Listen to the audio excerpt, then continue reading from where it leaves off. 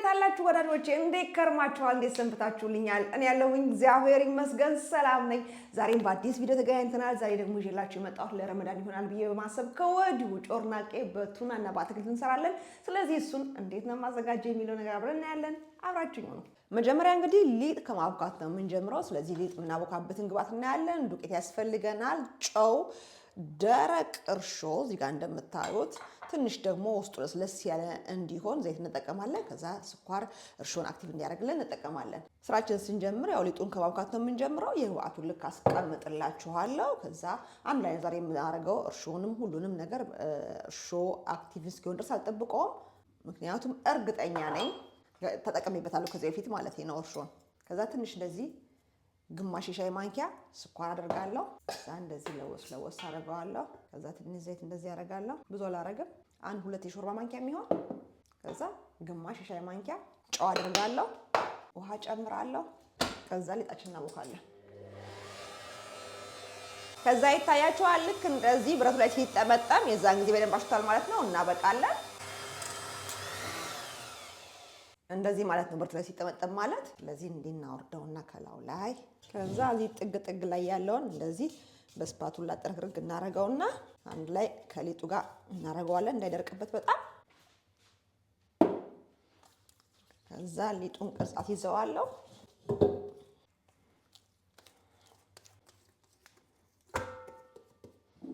ትንሽ ዘይት እናረግበት እንዳይደርቅ በስበስ እናረገዋለን። ከዛ ሸፍነን ሙቀት ወዳለበት ቦታ እናስቀምጠዋለን ኩፍ እንዲልልን።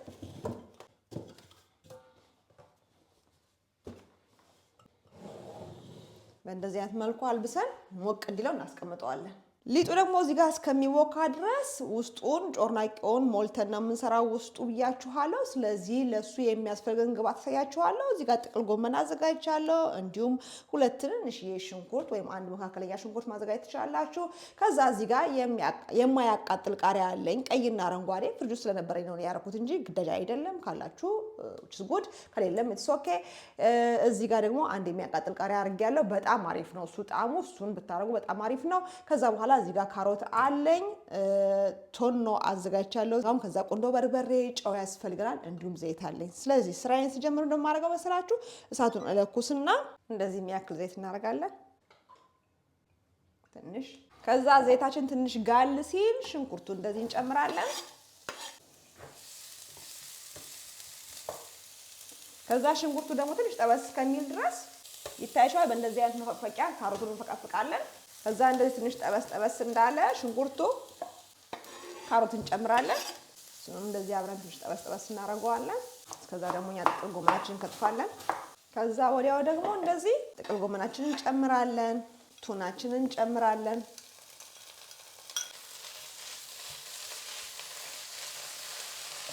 ከዛ እንደዚህ ጠበስ ካረግን በኋላ ትንሽዬ ጨውና ቆንዶ በርበሬ እንጨምራለን። ጨው ያው በቂ ነው ብለን የምናስበውን ያህል እንደዚህ የሚያክል ጨው ጨምራለሁ። ጥቂት ቆንዶ በርበሬ። ከዛ ቅድም ያሳየኋችሁን የሚያቃጥል ቃሪያ፣ ቀዩን ቃሪያ ማቃጥለው፣ ከዛ አረንጓዴውን ቃሪያ እንደዚህ ከታትፌ እጨምራለሁ። አያችሁት? ምንም አይነት ዘይት የለውም። በጣም ትንሽ ዘይት ነው ማድረግ ያለባችሁ፣ አለበለዚያ ዘይቱ ቅልጥ እያለ አስጠቀልላችሁም ቆንጆም አይሆንም ውስጡ ስትመገቡት። ከላይ ጮርናቄ ተጠብሶ ከዛ ደግሞ ውስጡ ዘይት በስቶት የማይሆን ነገር ነው አይደለ? በእንደዚህ አይነት መልኩ ከዛ እንቀምሰዋለን። ጨው እንዴት ነው በቂ ነው ወይ የሚለውን ነገር አይኔ ሱፐር ዱፐር እውነት ቆንጆ አድርጌ የቀመምኩት። ስለዚህ አበቃለሁ ማለት ነው። ሳት ያጠፋለሁ እንዲበርድ ወደ አደርገዋለሁ። እናንተ ግን በአስቸኳይ የምትፈልጉት ከሆነ መገልበጥ መቻል አለባችሁ ቶሎ እንዲበርድላችሁ ማለት ነው። አለበለዚያ ሊጡን ይቀድባችኋል።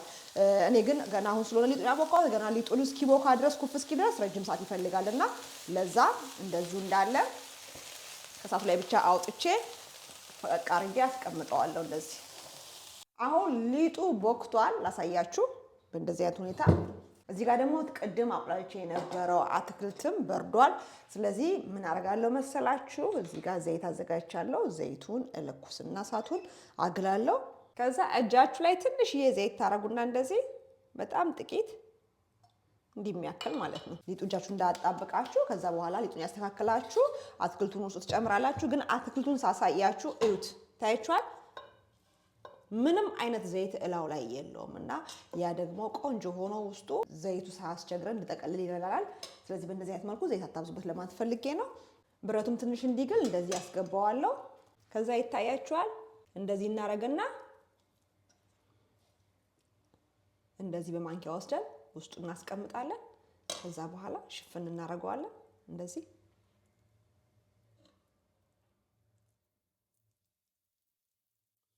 እንደዚህ አይነት መልኩ አያችሁት።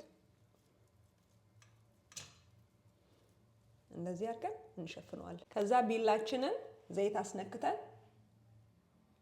ዘይቱ ስላልጋለ ነው እንደዚህ በዘይቱ ላይ እጄን የማረገው እንጂ ግሎ እንደዚህ እንድካረጋችሁ እንዳትካተሉ።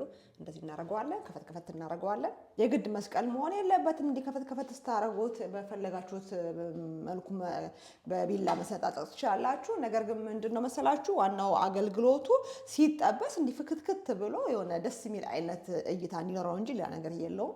ከፈለጋችሁ በመቀስም ማድረግ ትችላላችሁ። ያላችሁ ሊጡን እንደዚህ ታረጋላችሁ። ትንሽ ዘርጋ ዘርጋ ታረጋላችሁ እንዲይዝላችሁ። እዛ ሙልት አርጋችሁ በማንኪያ ታያችኋል። እንዲት ሙልበታላችሁ ውስጡ ጥብቅ አርጋችሁ እንዳይበታተንባችሁ። ከዛ ይሄንን ሊጡን ምልስ ከዚህ ጋር ያለውም እንዲምልስ ታረጋላችሁ። ከዛ እዚህ ጋር ምልስ አያችሁት። በእንደዚህ አይነት መልኩ ክብ የሆነ ቅርጽ ጣችኋል። በዚህ ጋር ስንጣጠቅ ነው ስለጎተት ነው ሊጡን ሊሰነጠቅብን ይችላል። ስለዚህ ቤት ጋር ነው የምንሰንጥቀው መስላችሁ በዚህ ጋር ታያችኋል። ማክስ ትችላላችሁ። በዚህ ቀስ ብላችሁ ራሱ እንደዚህ ቆረጥ ቆረጥ ማለት ትችላላችሁ። ዋናው ቁም ነገሩ ሊጡ ተቀዶ አትክልቱ አይታይባችሁ ወይም ደግሞ ሲጠበስ የሚፈነዳ አይነት አርጋችሁ አትሰንጥቁት በቢላ ወይም ደግሞ በመቀስ አትቆረጡት። ምክንያቱም ውስጥ ተፈርክሶ ፈንድቶ ልትቸገሩ ትችላላችሁ። ስለዚህ ሁሉንም በእንደዚህ አይነት መልኩ እናዘጋጃለን። ከፈለጋችሁ በመቀስ ከፈለጋችሁ በቢላ።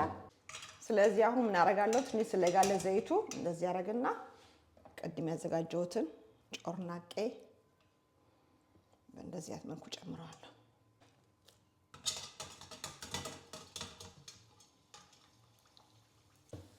ሌሎቹን አነስ አነስ አደርጋቸዋለሁ። ትንሽ ተለቅ ተለቅ ሳይልብኝ አይቀርም። አሁን በስሏል፣ ይበቃዋል። እንደዚህ ትንሽ ጠፈፍ እንዲያደርገዋለሁ። እኔ ደግሞ ሌላውን እስከዛ አዘጋጃለሁ። እዚህ ጋር በዚህ መልኩ ጠፈፍ ሲል በእንደዚህ አይነት ወረቀት ላይ ታረጉትና በደንብ ቃል ታረጉታላችሁ። ወረቀት ከታች የግድ አስፈላጊ ነው፣ የተረፈውን ዘይት እንዲመጣው ማለት ነው። እንደዚህ እናስገባ።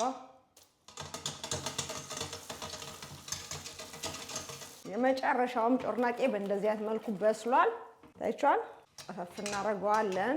ከሳታችን ላይ ዞር እናደርገውና እሳታችን እናጠፋለን። ዘይቱን ካጠለፈፍነው በኋላ እንገለብጠዋለን። ታይቷል። የእንትን ያልነው የቅድም ስንሰነጣጥቀው የነበረው እንደዚህ አይነት ቅርጽ እንዲያመጣ ነው። ያያችሁት? እንደዚህ እንዲሆን ነው። አሁን ደግሞ እንቀምሰዋለን። እስቲ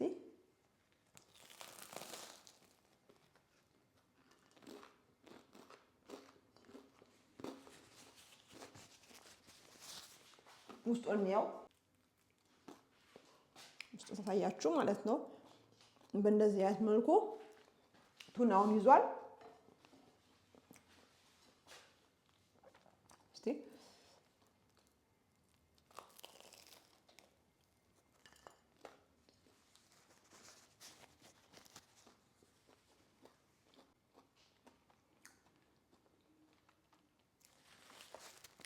አሪፍ ነው። ያን ያህል በጣም ቅይር ያለ አይነት ቃና አይሰጣችሁም። ከስፕሪንግ ሮል የተለየ ያው ሊጡ መንፋቱ የለመድ ነው የኛ ሀገር እኛ አይነት ነገር የልጅነት የበላ ነው ጮርናቄ ምናምን መሆን ነው እንጂ ጣሙ ስፕሪንግ ሮል ነው የሚላችሁ።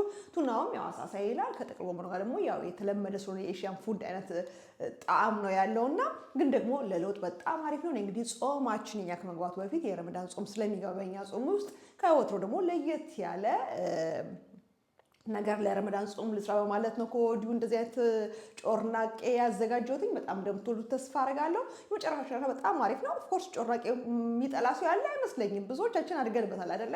ከዛ ባሻገር ደግሞ የተለያየ ነገር በቸኮሌት እኔ እንደ ሀሳብ እናመጣሁኝ እንጂ የተለያየ ነገር ውስጡ ተደርጎ መስራት ይችላል እና በእንደዚህ አይነት መልኩ ያልሞክራችሁ ካላችሁ ሞክሩት። በጾም ውስጥ ደግሞ የጾምን እንሞክራለን። አሁን ግን ያው ከጾም በፊት ጾም የክርስቲያን ጾም ከመግባቱ በፊት በእንደዚህ በቱና ልሞክረው ብዬ ነው። በጣም አሪፍ ነው። ሱፐር ዱፐር። ስለዚህ ሁላችሁም ሰርታችሁ እንድትጠቀሙ ግብዣዬ ነው። እንግዲህ ለዛሬ የነበረኝ ጮርናቄ በቱናና በአትክልት የሰራሁት ይሄንን ይመስል ነበረ። አዲስ የሆናችሁ ቻናሌን ከወዳችሁ ሰብስክራይብ ማድረጋችሁን እንዳትረሱ። የሰራሁትን ደግሞ ካደነቃችሁ በላይ ፍቅራችሁን ግለጹ። በሌላ በቆንጆ ቪዲዮ ደግሞ እስከምንገናኝ ሰላም ሁኑልኝ። ባይ ባይ።